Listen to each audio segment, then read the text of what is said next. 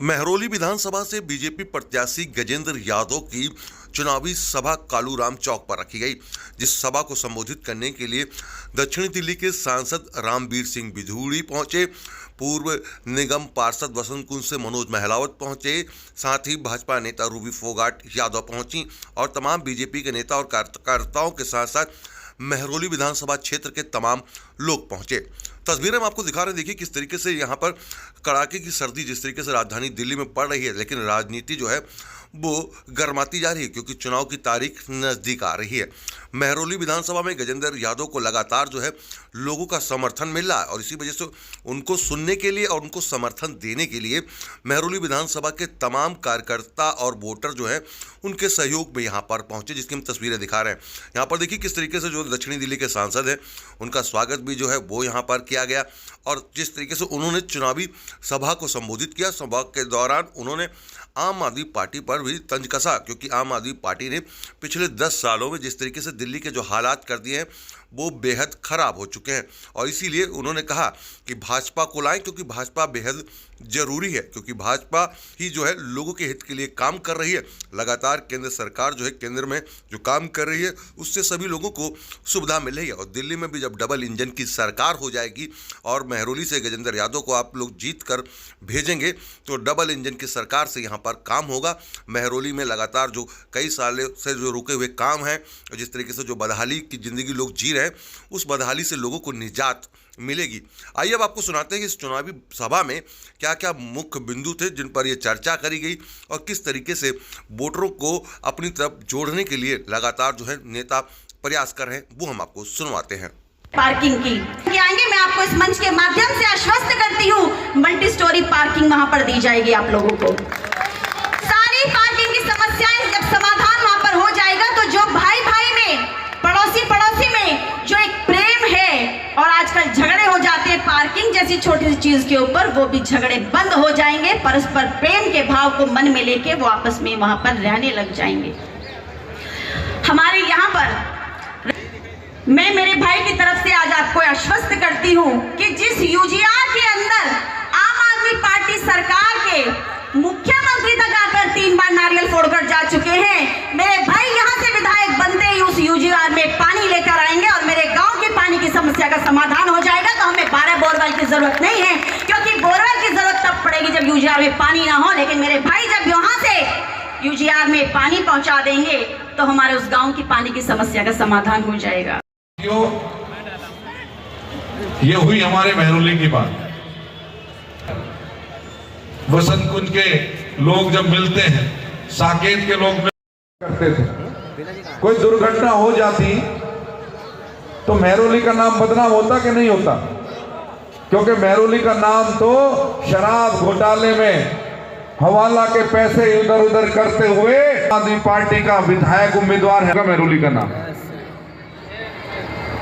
और वो भी अगर कोई दुर्घटना हो जाती, महरौली का नाम खराब होता, वो पार्किंग 200 बस, 200 कार और 200 स्कूटर की पार्किंग अगर पहली बार महरौली में, मैं महरौली के कालूराम चौक पे बोल रहा हूं और एक शब्द भी झूठ नहीं है, महरौली के अंदर अगर कोई कार पार्किंग या स्कूटर पार्किंग बनी जीवन में पहली बार, इतिहास में पहली बार, तो वो उस समय बनी जब आदरणीय आरती जी निगम पार्षद थी। बताओ बनी कि नहीं बनी?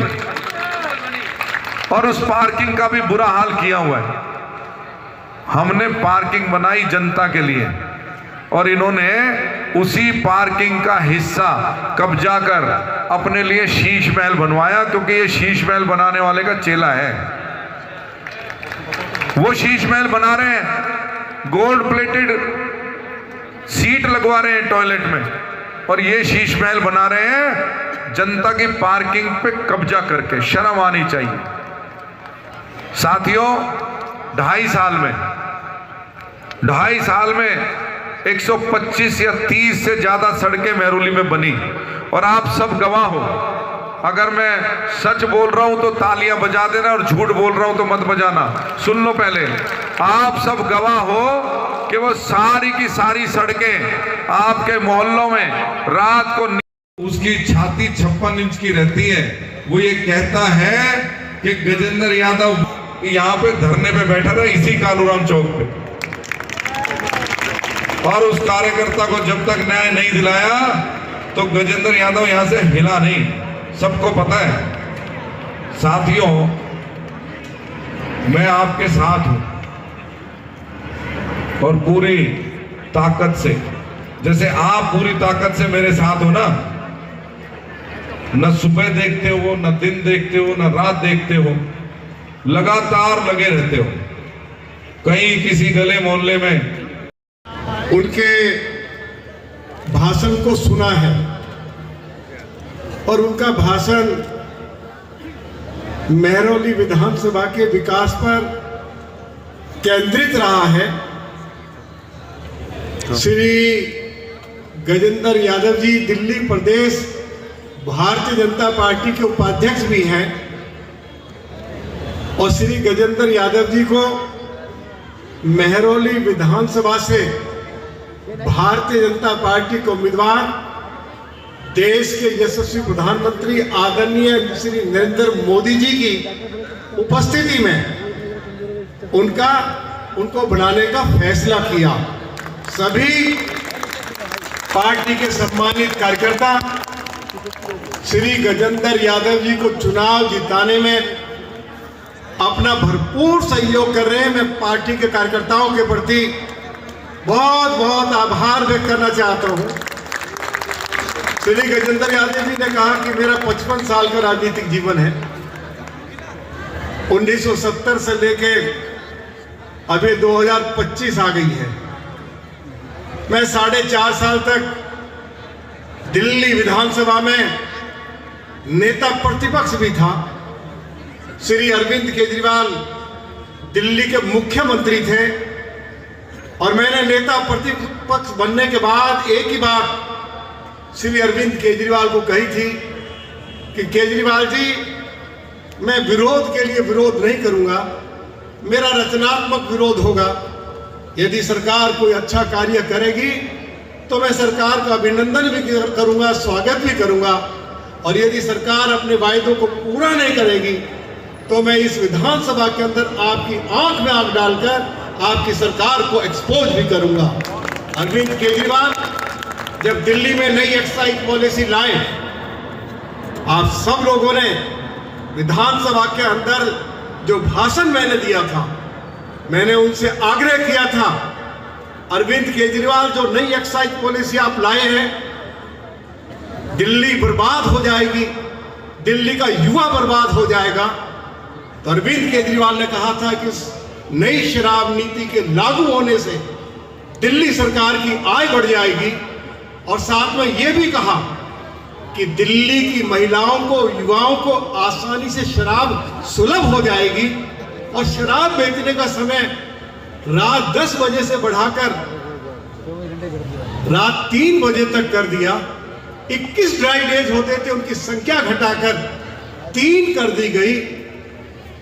और रिहायशी क्षेत्रों में सुप्रीम कोर्ट की गाइडलाइंस, हमारा मास्टर प्लान शराब के ठेके खोलने की अनुमति नहीं देते हैं, लेकिन शराब के ठेकेदारों से सैकड़ों करोड़ रुपया लेकर रिहायशी क्षेत्रों में शराब के ठेके खोलने का काम शुरू कर दिया। और मैंने विधानसभा के अंदर खड़े होकर कहा था, जिन्होंने मेरी वीडियो सुनी है, कि अरविंद केजरीवाल इस नई शराब नीति को वापस ले लो।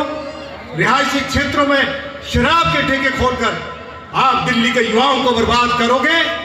यदि मैं रिहायशी क्षेत्रों में जो शराब के ठेके खोले जा रहे हैं उनको बंद करवाने में विफल हो गया, तो मैं राजनीति छोड़कर, दिल्ली विधानसभा की मेंबरी छोड़कर मैं अपने घर चला जाऊंगा। और ये बात मैंने विधानसभा के अंदर भगवान राम की सौगंध खाकर ये बात कही थी। हाँ जी सर, 2000 प्रचार चल रहा है, लगातार जनसभाएं हो रही है, भारी समर्थन मिल रहा है भाजपा को। क्या लगता है कि दिल्ली में इस बार कमल खिलेगा? और खासतौर से जिस तरह से आप कह रहे हैं कि महरौली में जो है इस बार जो है गजेंद्र यादव को जिताना है, क्या कहेंगे? देखिए, 8 फरवरी को श्री गजेंद्र यादव दिल्ली विधानसभा के मेंबर, महरौली विधानसभा क्षेत्र के मतदाताओं के आशीर्वाद से और भारतीय जनता पार्टी के कार्यकर्ताओं का जो अथक प्रयास चल रहा है, उसकी बदौलत वो विधानसभा में पहुंच जाएंगे।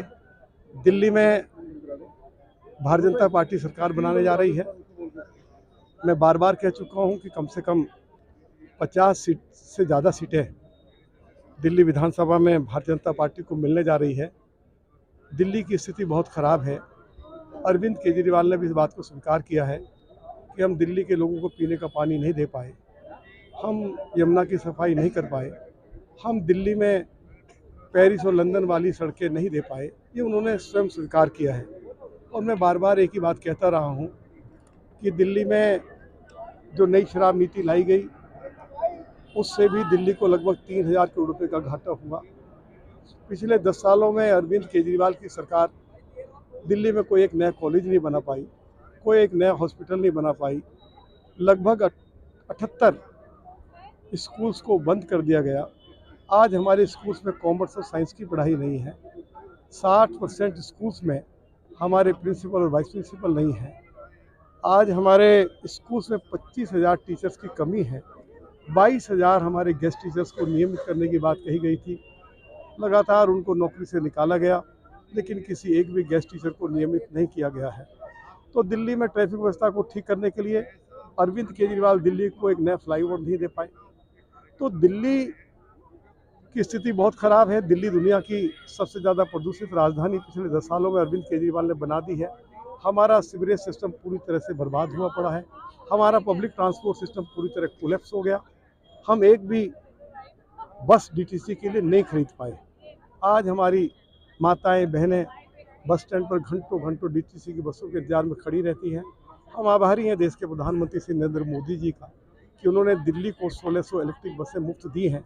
यदि ये बसें प्रधानमंत्री जी की ओर से नहीं दी जाती तो हमारा पब्लिक ट्रांसपोर्ट सिस्टम पूरी तरह से बर्बाद हो जाता और सरकार के विरोध में लोग सड़कों पर आ जाते। तो दिल्ली के पब्लिक ट्रांसपोर्ट सिस्टम को भी ठीक करना है, दिल्ली की अच्छी सड़कें बनानी है, दिल्ली में हर जिला में एक कॉलेज खुल जाए उसकी व्यवस्था भी करनी है, एक हॉस्पिटल खुल जाए उसकी व्यवस्था भी करनी है, और महिलाओं को 2500 रुपया हर महीने उनके खाते में पहुंच जाए उसकी व्यवस्था करने की बात भी देश के यशस्वी प्रधानमंत्री जी ने कही है।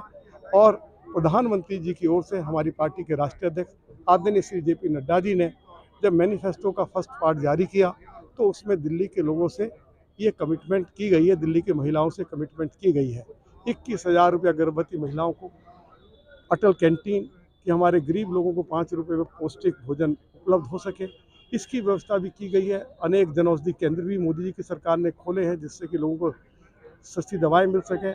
हमारे खोखा पट्टी के लोग हैं, लगभग 2 लाख खोखा पट्टी के लोगों को 10,000 रुपये से लेकर 50,000 रुपया उपलब्ध कराया गया है जिससे कि वो अपना कारोबार अच्छे से कर सके। दिल्ली के अंदर अरविंद केजरीवाल की सरकार ने आयुष्मान भारत योजना लागू नहीं होने दी। जैसे ही दिल्ली में हमारी सरकार बनेगी आयुष्मान भारत योजना को लागू करेंगे। जिन वरिष्ठ नागरिकों की उम्र 70 साल से ज़्यादा है उनको 10 लाख रुपए का मुफ्त इलाज दिल्ली की भाजपा सरकार और केंद्र की मोदी जी की सरकार उपलब्ध कराएगी। हमारे वरिष्ठ नागरिक बेटा बेटी के ऊपर निर्भर नहीं रहेंगे। जिनकी उम्र 70 साल से कम है उनके लिए भी 10 लाख रुपए तक मुफ्त इलाज की व्यवस्था, चाहे वो नर्सिंग होम हो, चाहे वो प्राइवेट हॉस्पिटल्स हो, उसमें करने का हमारे मैनिफेस्टो में उसका प्रावधान किया गया है। तो जो कमिटमेंट हमने अपने मैनिफेस्टो के माध्यम से दिल्ली के लोगों से किए हम उसको पूरा करेंगे। और मोदी जी का एक ही सपना है कि दिल्ली को हमने प्रदूषण से भी बचाना है और दिल्ली को हमने वर्ल्ड क्लास सिटी भी बनाना है। ऐसी दिल्ली जहां कम से कम 8 घंटे लोगों को पीने के लिए स्वच्छ जल उपलब्ध हो सके, ट्रैफिक व्यवस्था हमारी ठीक हो सके। मोदी जी की सरकार ने दिल्ली के अंदर अनेक विकास कार्य किए हैं। दिल्ली के चारों तरफ पेरिफेरल रोड मोदी जी की सरकार ने बनाई है। 60,000 ट्रक्स की एंट्री बंद हो गई है। मोदी जी की सरकार ने 2 वर्ल्ड क्लास कन्वेंशन सेंटर भी दिए हैं। आप चले जाइए, द्वारका में चले जाइए, आप चले जाइए हमारा जो अपना चिड़ियाघर के पास जो एक वर्ल्ड क्लास जो कन्वेंशन सेंटर दिया है। मोदी की सरकार ने ट्रैफिक व्यवस्था को ठीक करने के लिए 1000 करोड़ रुपया खर्च करके एक प्रगति मैदान के साथ एक टनल भी बनाई है। मोदी जी की सरकार ने शहीदों की याद में नेशनल वार मेमोरियल भी बनाया है, कर्तव्य पथ भी बनाया है। और जहाँ कभी इंडिया गेट पर अंग्रेज के राजा की प्रतिमा लगती थी, आज मोदी जी ने वहाँ नेताजी सुभाष चंद्र बोस की प्रतिमा लगाकर शहीदों का सम्मान किया है। हमारी दिल्ली पुलिस के पास कोई वर्ल्ड क्लास पुलिस हेडक्वार्टर नहीं था, तो मोदी जी ने 1000 करोड़ रुपया खर्च करके आज वर्ल्ड क्लास पुलिस हेडक्वार्टर भी जय सिंह रोड कनॉट प्लेस में बना के दिया है। आप जाइए द्वारका में, आज 140 एकड़ ज़मीन के ऊपर एक वर्ल्ड क्लास पार्क बनाया जा रहा है, जिसकी नींव भारत के यशस्वी गृह मंत्री ने रखी थी। मेरे क्षेत्र में जाइए, आज 6 लेन का हाईवे बन रहा है और वो चालू भी हो गया है। हमारे लोग सोना जाते थे 2.5 घंटा लगता था, अब मीठापुर चौक बदरपुर से हमारे लोग हाईवे के ऊपर चढ़ते हैं तो 25 मिनट में सोना पहुंच जाते हैं और 30 मिनट में बड़ौदा और मुंबई हाईवे को कनेक्ट कर जाते हैं। मोदी जी ने, आप देखिए जाके बदरपुर विधानसभा क्षेत्र में 1000 एकड़ ज़मीन के ऊपर दुनिया का सबसे बड़ा इको पार्क दिया है, जिसमें जॉगिंग ट्रैक भी है, साइकिल ट्रैक भी है, जिसमें बोटिंग लेक भी है, चिड़ियाघर भी है, सफारी भी है, हज़ारों दरख्त वहाँ लगाए गए हैं, अनेक पार्क डेवलप किए गए हैं। तो बहुत सारे काम मोदी जी की सरकार ने जो उनके अधिकार क्षेत्र में जो एरियाज थे उनमें किए हैं। लेकिन अरविंद केजरीवाल एक ऐसा काम बता दे कि आने वाली पीढ़ी उनको याद रखेगी। मोदी जी की सरकार जो मुफ्त की जो योजनाएं जिनके बारे में केजरीवाल कहते हैं कि भाजपा की सरकार आएगी उनको बंद कर देंगे, हम 200 यूनिट मुफ्त बिजली जारी रखेंगे और सरचार्ज हटाएंगे जिससे ज़्यादा लोग इसका फ़ायदा उठा सकें। हम 20,000 लीटर मुफ्त पानी देंगे, 8 घंटा देंगे। अभी तक अरविंद केजरीवाल की सरकार ये पानी नहीं दे पा रही है। हम हिमाचल से भी पानी लेकर आएंगे, हम मुरादनगर से भी पानी लेकर आएंगे।